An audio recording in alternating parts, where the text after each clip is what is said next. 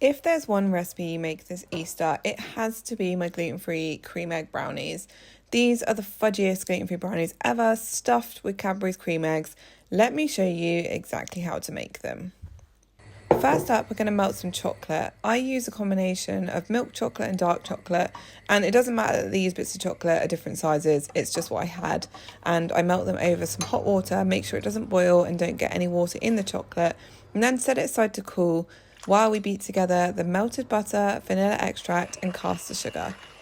Now I'm going to mix this up with an electric mixer just enough so that it's combined, but we don't need to over whisk it at that stage because we're going to add the eggs next, and this is where we're going to whisk it for a bit longer.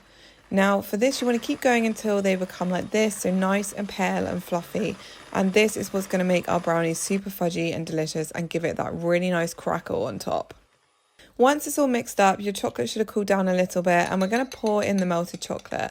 And this is when we start having to be a little bit more careful with our mixture. You're going to take a spatula or a wooden spoon and very gently fold the chocolate in. And it doesn't matter if it stays marbled like this. And then we're going to add our dry ingredients. Now, I always make sure that I sift it in because we have to fold this in, so we want to make sure there's no lumps. And then again, really gently with a wooden spoon or spatula, just fold it in, maybe give it a tiny little stir here and there until it looks like this. It's glossy and smooth. And now we're going to pour it into our tin. So you should have greased and lined a tin for this, and the oven will be preheating while you make the brownies. And don't forget, the full recipe for this will be down below in the description.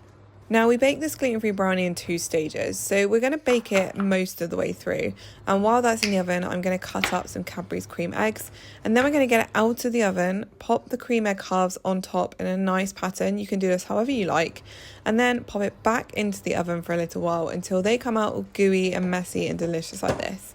Now, I cannot stress enough how important it is to chill this, let it cool completely before you cut it up. You want that brownie to be at room temperature, if not chilled in the fridge overnight before you cut it. Otherwise it will be really difficult. It will just be kind of liquidy and it will fall apart. But the benefit of waiting is that you get this fudgy brownie. The full recipe is down below. Let me know if you try it and subscribe for more gluten-free recipes.